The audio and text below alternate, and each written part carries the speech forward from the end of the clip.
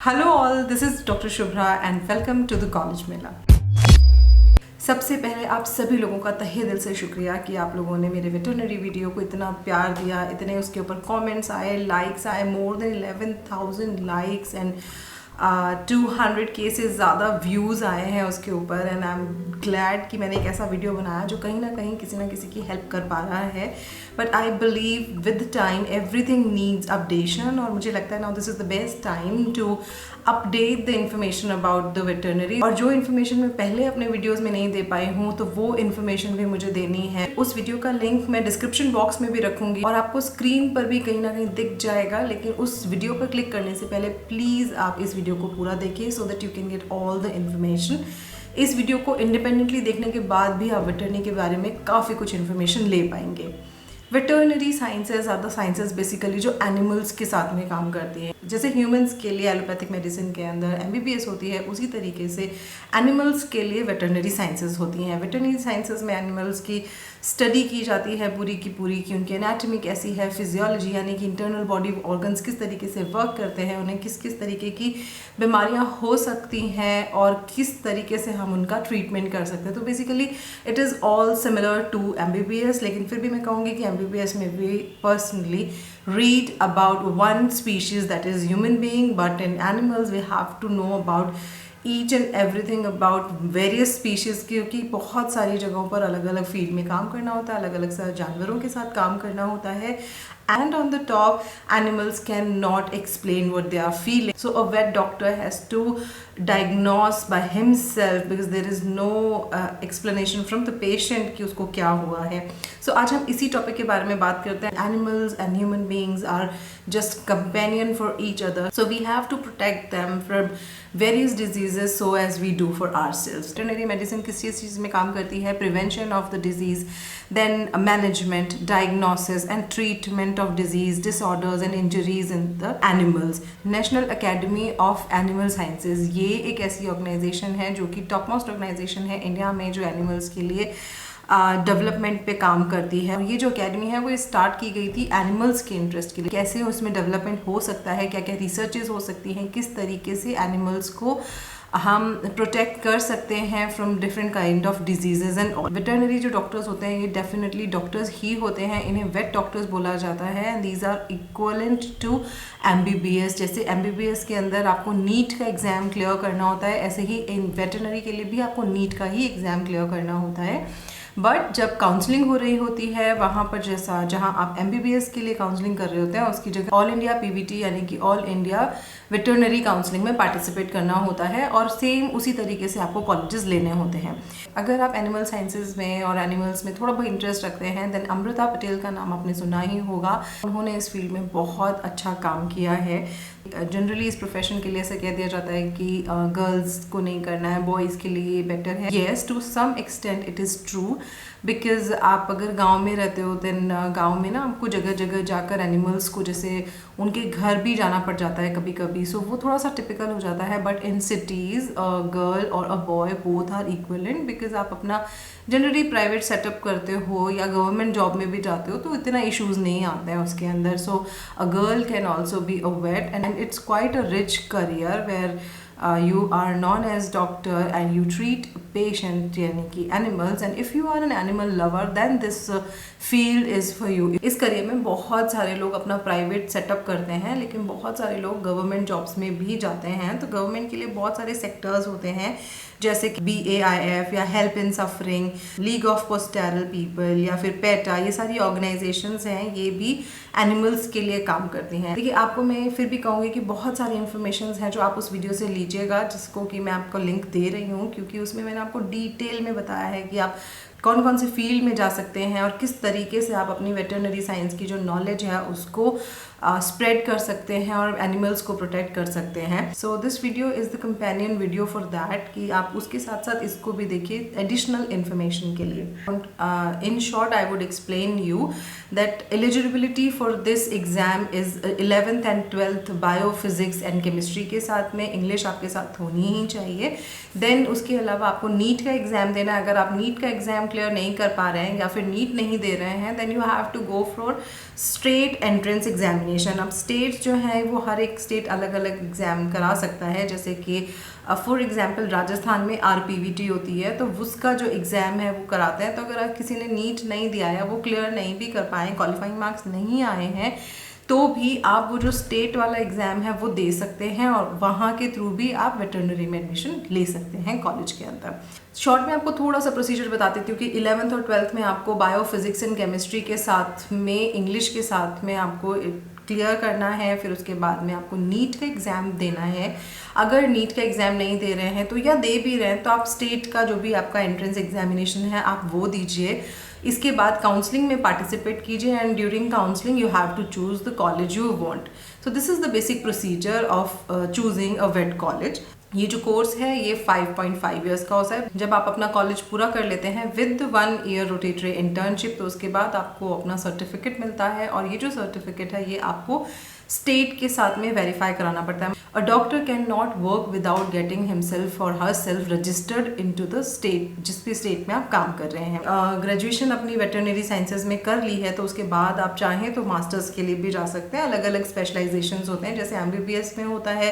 For example आपने MBBS की, उसके बाद आप मेडिसिन में जा रहे हैं या पीडिया में जा रहे हैं या ऑर्थो में जा रहे हैं, उसी तरीके से इसमें भी स्पेशलाइजेशंस होती हैं। अब स्पेशलाइजेशन में जैसे कि आप बोल सकते हैं सर्जरी होती है, मेडिसिन होती है, genetics and breeding, pharmacology, immunology and biotechnology. अगर आपने अपनी बैचलर्स कंप्लीट कर ली है, रोटेटरी इंटर्नशिप कंप्लीट कर ली है, तो उसके बाद में आप गवर्नमेंट जॉब अप्लाई करने के लिए एलिजिबल हो जाते हैं। तो आप गवर्नमेंट जॉब में जा सकते हैं या फिर आप अपना प्राइवेट सेक्टर में क्लिनिक भी खोल सकते हैं या और अदर ऑर्गेनाइजेशंस में भी जा सकते हैं। इसके अलावा ये भी है कि आप अदर प्रोफेशंस में भी जा सकते हैं, जैसे कि आप जो भी ग्रेजुएशन के बाद एग्जाम्स होते हैं, अंदर एक बहुत अच्छी अपॉर्चुनिटी होती है IFS बनने की, यानी कि इंडियन फॉरेस्ट सर्विसेज में जाने की। तो Indian forest services are quite well renowned services. आप यहाँ जंगलों में काम करते हैं एनिमल्स के साथ। लाइक इमेजिन कीजिए you working with tigers, lions and various other creatures. अगर आपको वाइल्ड लाइफ बहुत अट्रैक्ट करती है ना, then this career is for you. अगर आप BBSc में देखें तो BBSc के अंदर बहुत सारे स्पेशलाइजेशंस होते हैं डिफरेंट टॉपिक्स पर, जैसे कि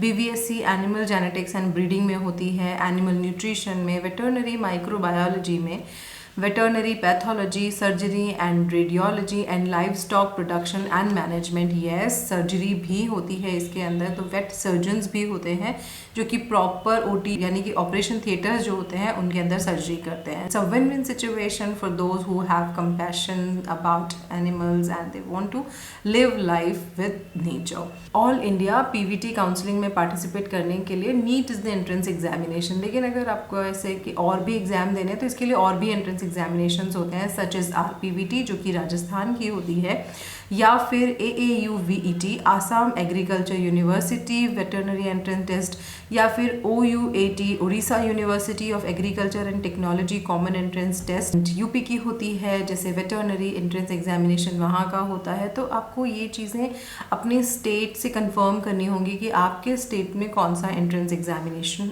होते हैं। Next is list from NIRF ranking. अब NIRF रैंकिंग का शॉर्ट में आपको बता देती हूँ कि NIRF जो रैंकिंग होती है, ये रैंकिंग कॉलेजेस की लिस्ट, यूनिवर्सिटीज़ की लिस्ट प्रोवाइड कराते हैं, जिसमें आप ये देख सकते हैं कि कौन सा कॉलेज टॉप पर आ रहा है। यानी कि टॉप पे आने का मतलब है कि कौन से कॉलेज के अंदर अच्छी पढ़ाई हो रही है, नंबर ऑफ पेशेंट्स ज़्यादा हैं and management is good, so that वहाँ का जो स्टूडेंट आउटपुट होगा वो भी बहुत अच्छा निकलेगा। तो उस चीज़ के अंदर अगर अच्छा कर रहा है कोई भी इंस्टीट्यूट तो उसको NIRF टॉप रैंक देता है। एक बहुत ही वैल्यूएबल रैंकिंग होती है। तो अगर हम इस रैंकिंग के हिसाब से बात करें तो मैं आपको कुछ कॉलेजेस के नाम बताती हूँ। मैं लिस्ट में भी दे दूँगी ये colleges, so that you can write them and you can choose them while counselling.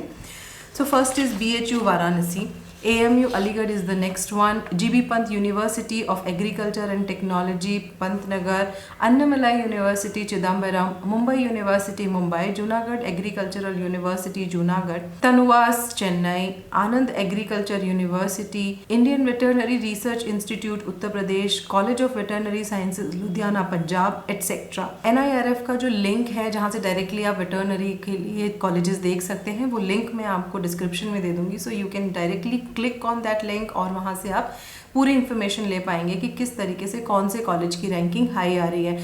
याद रखिए, काउंसलिंग में जो कॉलेज आप फर्स्ट प्रेफरेंस पे देंगे पहले आपको वही मिलेगा। अगर उसमें सीट्स नहीं फिल हुई हैं तो इसके बाद ही आपको नेक्स्ट में नंबर लिया जाएगा। सो आप इस बात का हमेशा ध्यान रखिएगा। वेटरनरी पे मैं वीडियो पहले भी बना चुकी हूँ, तो बहुत सारे कॉमेंट्स आए और उसमें एक डिबेट बहुत होती है कि MBBS बेटर है या वेटरनरी बेटर है। So do not indulge in these kind of debates कि कौन सा प्रोफेशन ज़्यादा अच्छा है। हो सकता है किसी एक के लिए वेटरनरी ज़्यादा अच्छा हो बिकॉज उनकी लाइकिंग हो, उनकी पर्सनल सर्कमस्टेंसेस हो, जबकि दूसरे के लिए MBBS ज़्यादा अच्छा हो या कोई और अदर प्रोफेशन हो जो वो उसको ज़्यादा पसंद हो। So every one has their own preferences of choices. अगर किसी को अच्छा लगता है कि वेटरनरी को ज्वाइन करना चाहिए या सर्कमस्टेंसेस अलाउ करते हैं तो प्लीज़ ज्वाइन कीजिए। एक वेट डॉक्टर भी अपनी लिविंग को अच्छा रख सकता है और एक MBBS भी अपना लिविंग को अच्छा रख सकता है। येस, MBBS थोड़ा ज़्यादा चलता है because so many people are there, population बहुत ज़्यादा है, वो डिजीजेस भी बहुत होती हैं तो ट्रीटमेंट भी ज़्यादा होते हैं। ह्यूमन्स डेफिनेटली खुद पे सबसे पहले ज़्यादा खर्चा करते हैं रादर देन एनिमल्स और प्लांट्स और एनीवन एल्स। सो उस केस के अंदर डेफिनेटली MBBS को थोड़ी सी प्रेफरेंस मिल जाती है क्योंकि नंबर ऑफ़ जॉब्स MBBS के पास में ज़्यादा होती हैं। लेकिन इसका मतलब ये नहीं है कि वेट जो डॉक्टर्स होते हैं वो किसी भी तरीके से कम होते हैं या कोई और प्रोफेशन है वो किसी तरीके से कम होता है। It's about the personal choices and preferences. Next is, एक मिथ ये होता है कि वेटरनरी जो डॉक्टर्स होते हैं वो डॉक्टर्स भी होते हैं या नहीं होते हैं। So please try to understand, doctors ही होते हैं और मैं ये कहूँगी कि दीज आर इवन हार्डर। यहाँ पर वेटरनरी डॉक्टर्स जो होते हैं ना, उनको मोर देन 8 to 10 स्पीशीज़ के बारे में पूरा पढ़ना होता है, याद करना होता है और उनके ट्रीटमेंट के बारे में समझना होता है। ह्यूमंस के अंदर ह्यूमन बीइंग को ही समझना है, जबकि वहाँ 10 और 12 और मोर स्पीशीज़ के बारे में जानना है जहाँ की patient can not explain himself or her self कि उनको क्या प्रॉब्लम हुई है। सो वहाँ पर आपको पेशेंट की डिजीज़ और प्रॉब्लम के बारे में खुद ही को सर्च करना होता है। So it's a more difficult work to do. Next is, बहुत सारे लोगों का ये क्वेश्चन होता है कि वेटरनरी जो डॉक्टर्स होते हैं can they live their own life like on with their own standards. तो yes, definitely they can earn very well. बहुत हाई स्टैंडर्ड के वेट्स भी होते हैं जो कि बहुत अच्छी अर्निंग भी करते हैं। और इसके अलावा एक चीज़ वेटरनरी के लिए या किसी भी और ऐसे प्रोफेशन के लिए जहाँ आपको ऐसा लगता है कि you have to do something extra, little efforts more, so it is more of self satisfaction. Yes, आप अपनी लाइवलीहुड तो बहुत ही अच्छे से आराम से कर लेते हैं और अगर लाइवलीहुड के साथ आपको सेल्फ सेटिस्फैक्शन मिलती है अपने जॉब के साथ and you are completely into your work, then there is nothing better than that. Myths में ही एक और है कि वेटरनरी जो डॉक्टर्स होते हैं उनकी सैलरी जो होती है वो MBBS से कम होती है। So make it a point कि MBBS हो या वेट डॉक्टर्स हो या आयुर्वेद डॉक्टर्स हो, अगर आपने गवर्नमेंट जॉब ली हुई है तो आपका सेम पे स्केल रहता है। वही जो MBBS को मिलेगा वही आपको मिलता है। So there is no difference between salary options. So don't worry about that. If you really feel that you have to work with animals and you want to live with them in close proximity and you love them unconditionally, so this is the kind of future you would love to opt for. Now next is very important and most asked question, that is study abroad. That is, अगर किसी ने veterinary की study India से की हुई है, bachelors veterinary में है, तो क्या वो अब्रॉड में अपना सेटल कर सकते हैं? तो yes, definitely you can do that. वहाँ के लिए आपको कुछ लाइसेंसिंग एग्जामिनेशंस देनी होती हैं और उन एग्जामिनेशंस को क्लियर करके सर्टिफिकेशन प्रोसेस जो है उसको क्लियर करके आप वहाँ पर प्रैक्टिस के लिए एलिजिबल हो जाते हैं। Let me explain you one thing. US, Canada, Australia, New Zealand, ये कुछ कंट्रीज ऐसी हैं जिन्होंने नॉन एक्रीडेटेड और एक्रीडेटेड कॉलेजेस की लिस्ट बनाई हुई है and most of the Indian colleges, as far as my knowledge is, all the colleges are in non-accredited list of them. So इसमें होता यह है कि non-accredited का मतलब है कि वो ये कह रहे हैं कि आपने स्टडी की है definitely, but give the licensing examination, get the certification and then only you're able to work in those countries. अब यहाँ जो प्रोसेस है सर्टिफिकेशन का, इसके अंदर ये होता है कि लाइसेंसिंग एग्जामिनेशन से शुरुआत करनी है, तो इसमें USA, UK, Canada, Australia, New Zealand, ये जो 5 कंट्रीज़ हैं, ये अगर आप इन कंट्रीज़ में मूव करना चाहते हैं तो इनके लिए आपको लाइसेंसिंग एग्जामिनेशन देनी होती है। तो relevant licensing examination like ECFVG and PAVE. So ECFVG stands for Educational Commission for Foreign Veterinary Graduates और PAVE stands for Program for Assessment of Veterinary Education. ये दोनों ही जो प्रोग्राम्स हैं ये सर्टिफिकेशन के लिए होते हैं, आपको इनसे लाइसेंस लेनी होती है। इसका जो प्रोसेस होता है वो ये है कि कोई क्रीडेंशियल वेरिफिकेशन होगा। क्रीडेंशियल वेरिफिकेशन मतलब जो भी आपकी डिग्रीज हैं उनको वेरीफाई किया जाएगा, आपकी यूनिवर्सिटी से कंफर्म किया जाएगा कि whether you have done your bachelors in veterinary sciences from India और नॉट, और कौन से कॉलेज से है, क्या वो कॉलेज सही है नहीं है। सो वो सारा क्रीडेंशियल वेरिफिकेशन होगा। इसके अलावा आपको देना होगा इंग्लिश टेस्ट जैसे कि टॉफिल या फिर आइल्स, और आप अगर इस तरीके की एग्जाम देना चाहते हैं तो इसका लिंक भी मैं आपको वीडियो में दे रही हूँ, so that you can go through them. पूरी इन्फॉर्मेशन आपको उसके बारे में वहाँ पे मिल जाएगी कि आपको इंग्लिश किस तरीके से क्लियर करनी है। And it is not a big task for Indian students, क्योंकि यहाँ पर इंग्लिश को काफ़ी यूज़ किया जाता है। Now next process is basic and clinical science examination होती है। उसके बाद 3.5 डे का क्लिनिकल प्रोफिशिएंसी एग्जामिनेशन होता है। ये एक लास्ट स्टेप है।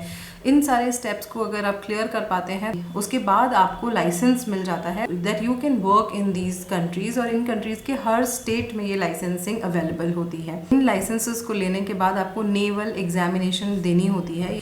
जिन भी ग्रेजुएट्स को प्लान है कि उन्हें फॉरेन कंट्रीज़ में रहना है और अपीयर करना है नेवल एग्जामिनेशन यानी कि NAVLE के अंदर, तो इनके पास में सर्टिफिकेट होना चाहिए ECFVG और PAVE का।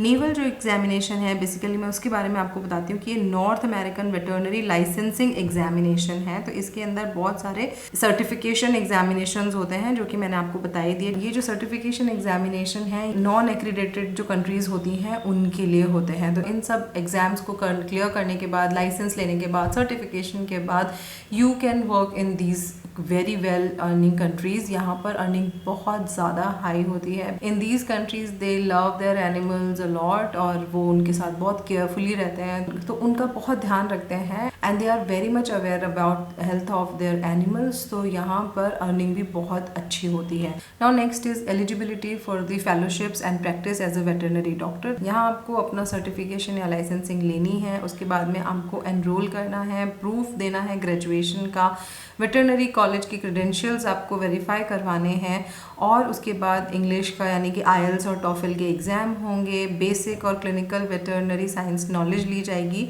एंड देन डॉक्यूमेंटेशन होगा सर्जिकल एक्सपीरियंस का, at least 1 ovario hysterectomy as the primary surgeon and at least 5 additional surgical procedures as either the primary or assistant surgeon. So, excess hands-on clinical veterinary medical skills must successfully complete the proficiency examination to complete the program, achieve certification. Licensing ले ली है तो आपको अपने जिस भी state में आप काम करना चाह रहे हो तो उस स्टेट से आपको सर्टिफिकेशन लेनी होगी दैट यू आर एलिजिबल और you are permitted to work in that state. ये जो प्रोसेस है ये लेंदी है बट ये वर्थ अप्रोचिंग है। If you really want to shift abroad so you can pursue this career, and this career has quite and good salary package and lifestyle. If you really want to know about how abroad process will work, I can explain you the step-by-step procedure about that. If you want to know about that, then please comment in the comment section so that मैं जान सकूँ कि अगर मैं video बनाती हूँ abroad countries में shift होने के लिए तो वो आप लोगों के लिए यूज़फुल होगा। एक ना बहुत कन्फ्यूजन होता है कि अगर हमने नीट में क्लियर नहीं करा तो क्या होगा। तो यहाँ पर आप स्टेट का जो एंट्रेंस टेस्ट है वो दे सकते हैं, but let me clear you one thing कि जो स्टेट का जो फॉर्म होता है वो उसके लिए आप नीट के रिज़ल्ट का वेट मत कीजिए। For example in 2022 to as of now NEET का अभी तक रिज़ल्ट नहीं आया है। उसका रिज़ल्ट आने की संभावना लगभग 7 और 8 अक्टूबर के आसपास है। लेकिन वेटरनरी के लिए जो एग्ज़ाम होते हैं स्टेट के, फॉर एग्जांपल राजस्थान PVT का जो एग्ज़ाम होता है उसके फॉर्म भरे जा चुके हैं जुलाई में और एडमिट कार्ड्स आ चुके हैं। 11 सितंबर को उसका एग्ज़ाम होने वाला है। Don't take it lightly. अगर आपको ऐसा लग रहा है कि आपको वेटरनरी साइंसेस अट्रैक्ट करती हैं एंड आप जाना चाहते हैं सो प्लीज़ रिमेंबर कि जुलाई के आसपास फॉर्म की डेट्स आ जाती हैं। हो सकता है नेक्स्ट ईयर से थोड़ा और जल्दी आ जाएं क्योंकि कोविड की वजह से लेट हो रहा था सब कुछ तो धीरे धीरे आप बैक टू नॉर्मल आने लगा है तो सब एग्ज़ाम्स भी थोड़े थोड़े पहले होने लग जाएंगे। तो आपको थोड़ा सा इसके लिए अवेयर रहना होगा। आई वुड से मार्च से ही आप ध्यान देना शुरू कर दीजिएगा। मैं वेबसाइट के लिंक आपको रख दूंगी ताकि आप इन सारी लिंक्स पर जाकर रेगुलरली चेक कर पाएँ और आपका जो फॉर्म फिलिंग का प्रोसेस है या कोई भी जो इन्फॉर्मेशन गैदरिंग का प्रोसेस है वो हैम्पर ना हो जाए। आई थिंक वेटरनरी के बारे में मैंने काफ़ी कुछ आपको इन्फॉर्मेशन दे दी है, बट स्टिल अगर कुछ मिस हो गया है मुझसे तो आप मुझसे कमेंट सेक्शन में पूछ सकते हैं. I would definitely reply you back. आपके जितने भी डाउट्स होंगे, to my extreme possibility I will love to help you out from that. On this note, thank you for loving our videos and seeing me till this point. अगर आप इस point तक video देख रहे हैं, that means I am pretty sure that this video was quite informative for you. So please give us a subscribe and like. Thank you so much. So bye for now.